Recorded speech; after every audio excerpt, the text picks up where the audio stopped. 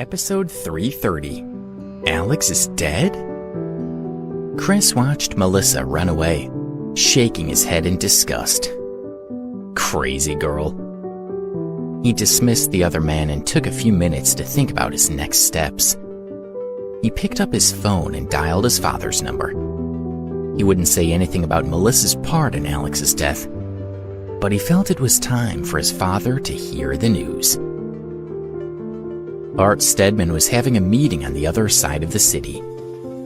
After being defeated by the Clifton family, he had been depressed and taken time away to rest. But now he needed to get back to work. Despite his failures, he still worked as hard as he had before, going to and from his various meetings on time and conducting them in high spirits. He was awe-inspiring and still well-respected amongst his colleagues. On the inside, though, he felt empty. The failure of the war had destroyed 30 years of hard work and crushed his spirit. He felt like a walking corpse.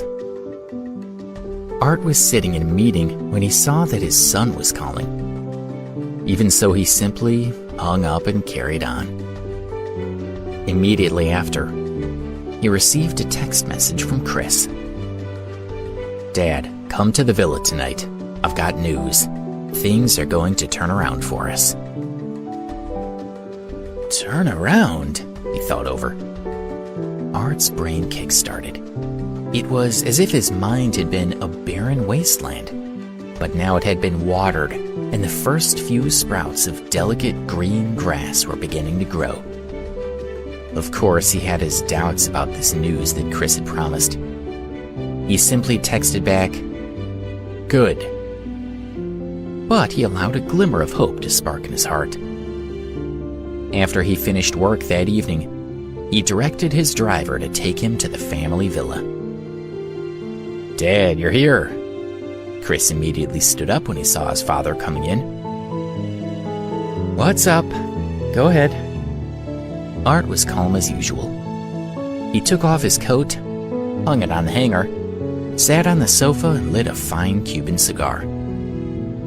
"Alex may be dead," Chris told his father. Art stopped smoking his cigar. He looked at Chris, surprised, but his sharp eagle eyes were focused. "It's like this." And Chris sat down and shared this story with his father.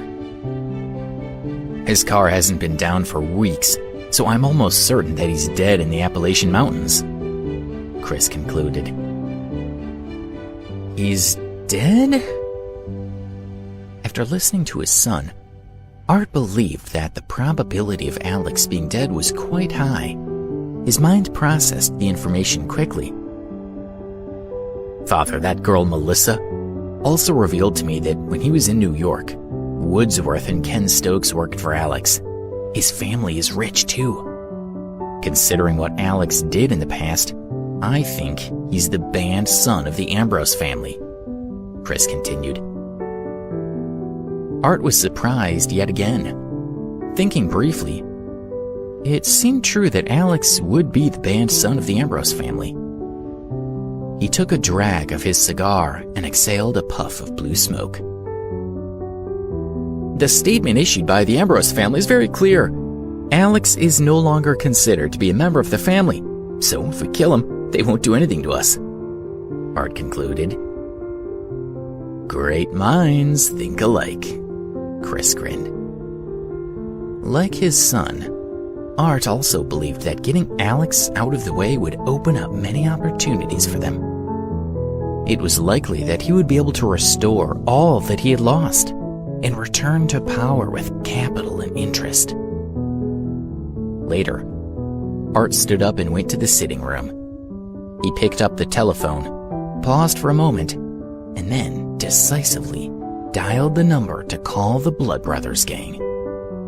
This truly was a chance for things to turn around for him. But if he wanted things to change, he would need help from the Blood Brothers.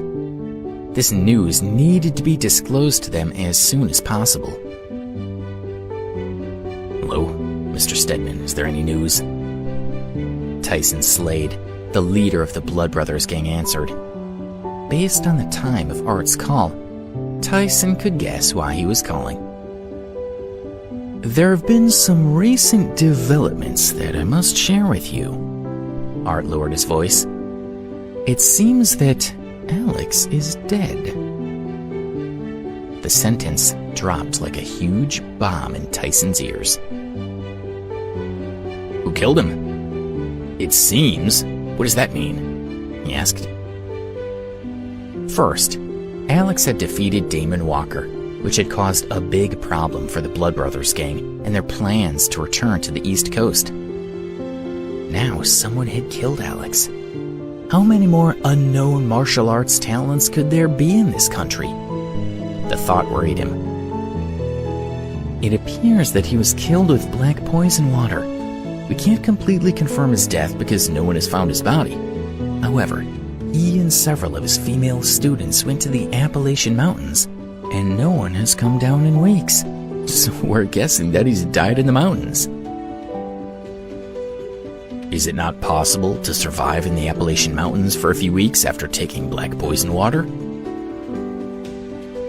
As far as I know, it's a complicated terrain. There are large areas of no man's land and several gangs living in those communities. No one has ever survived there for a few weeks. The probability of survival is less than 1%, so that's why I'm telling you. Alex most likely died there, Art said. Well, Damon's teacher wanted to avenge his death, but it seems that won't be possible now. It's a shame, Tyson lamented. He had hoped that the Blood Brothers would be the ones to destroy Alex. At least that way, his death would be seen as their revenge against the martial arts world in their ongoing feud. But whatever. It's a good thing that he's dead, Tyson shrugged. It would have been a great obstacle for our gang to return to Baltimore with someone like Alex running around. Now that he's dead, everything will be much easier. My thoughts exactly, Mr. Slade. When are you going to return to Baltimore? Art urgently hoped that the Blood Brothers gang could return as soon as possible. They could help him recover his previous position of influence in the city, and even dispose of the Clifton family, so that he could unify Baltimore's underworld. Don't worry, Mr. Stedman, our time will come soon. You can count on that. And with that, Tyson hung up the phone. He sighed deeply with a mix of relief and frustration. He couldn't believe Alex was dead. Tyson dialed Lee Harshaw's number.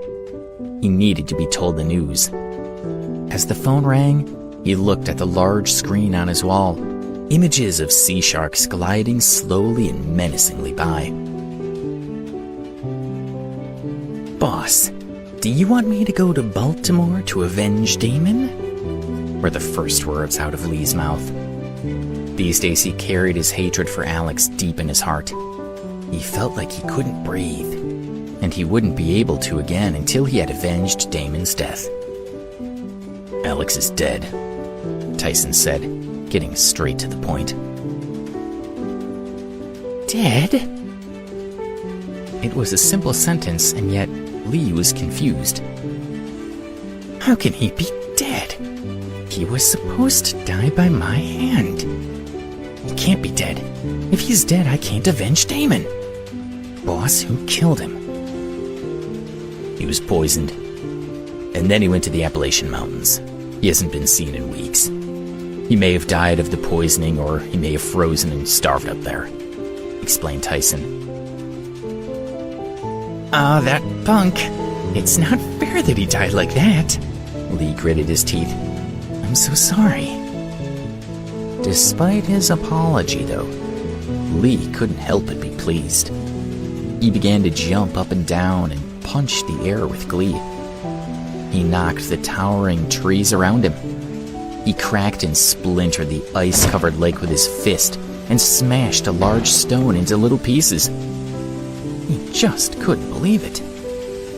Alex was dead.